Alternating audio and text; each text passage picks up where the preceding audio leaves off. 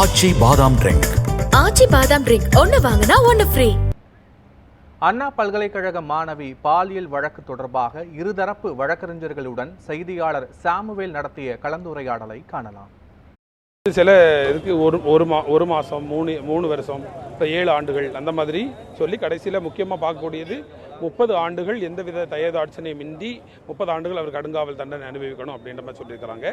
2 பிரிவின் கீழுக்கு 25,000 தலா 25,000 வீதம் 50,000, இன்னும் சில செக்ஷன்ஸுக்கு 10,000 வீதம், அப்படி 40,000, மொத்தம் 90,000 ரூபாய் அவங்க அவங்களுக்கு இழப்பீடு அறிவிச்சிருக்காங்க. அந்த இழப்பீடையும் மாணவிக்கு கொடுக்கணும் அறிவிச்சிருக்காங்க.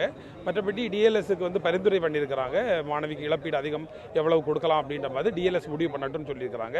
அந்த 90,000 கொடுத்தது தான் நான் குறைவாக பார்க்குறேன். மாணவியுடைய வாழ்க்கை எதிர்காலம் பாதிக்கப்பட்டதுனால அவங்க இன்னும் அதிகமான இழப்பீடுகள் வழங்குவதற்கு நீதிமன்றம் பரிந்துரைத்திருக்கலாம் அப்படிங்கிறது என்னோட கருத்து. தண்டனை குற்ற நிகழ்வு குற்றவாளிக்கு கொடுத்துட்டாங்க தண்டனை அப்படிங்கிறதோட இதை விட முடியாது.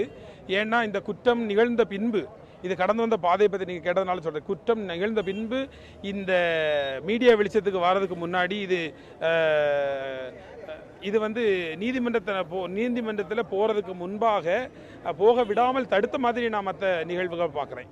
அந்த காவல்துறையை சார்ந்தவர்களும் அந்த மகளிர் உதவி மையமும் சரியான உதவி செய்யாததுனால இது பின்னாடி பேக் போனால் எங்களுடைய அந்த அட்வொகேட் டீம் இல்லை அப்படின்னா இது இந்த நிலையை அடைஞ்சிருக்காது அப்படின்னு நான் பார்க்குறேன். இப்போது இந்த வழக்கறிஞர் உதவி அல்லது வழக்கறிஞருடைய நட்பு அல்லது வழக்கறிஞருடைய கான்டாக்ட் இருக்கிறவங்களுக்கு இப்படி ரீச் ஆச்சு, ஓகே. ஆனால் இது பாதிக்கப்பட்ட பெண்ணுக்கு பின்னாடி வழக்கறிஞர் ஒரு நண்பராகவோ அல்லது உறவினராகவோ இல்லை அப்படிங்கிற பட்சத்தில் இந்த வழக்கு எந்த விதத்தை முற்றிலுமா மூடப்பட்டிருக்குன்றதான் என்னோட கருத்து. இந்த பிரிவுக்கு இது பெரிய அதிகப்படியான தண்டனை. இதை எதிர்த்து மேல்முறையீடு கண்டிப்பாக செய்யப்படும். அதாவது 10 வருஷம் அல்லது லைஃப்னு சொல்லியிருக்காங்க. 30 வருஷம் நோ ரிமிஷன் சொல்கிறது ஏற்றுக்கொள்ள முடியாதது ஒன்று. அதாவது நோ ரிமிஷனுங்கிறதால அவருடைய இதெல்லாம் பாதிக்கப்படும். அதனால் அது எதிர்த்து மேல்முறையீடு செய்யப்படும். 3 வருஷம் 7 வருஷம் 10 வருஷம் சொல்லியிருக்காங்க.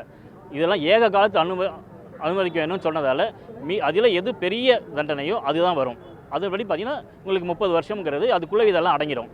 30 வருஷம். அதே போல் ஃபைன் அமௌண்ட் 90,000 போட்டிருக்காங்க. அது ஃபுல்லாக கட்டி ஆகணும். இல்லைன்னா அதுக்கு தனித்தனியாக 3 மாதம் அதிகமாக வரும். ஒரு தண்டனை கொடுக்கும்போது அது மாதிரி என்னென்னு கேட்பாங்க. அதுபடி ஒரு கோரிக்கை வைத்தார். நீதிமன்றம் அந்த கோரிக்கையை ஏற்றுக்கொள்ளவில்லை. ஏற்றுக்கொள்ளாமல் இதுக்கு 30 வருஷம் கடுங்காவல் தண்டனை கொடுத்துருக்காங்க.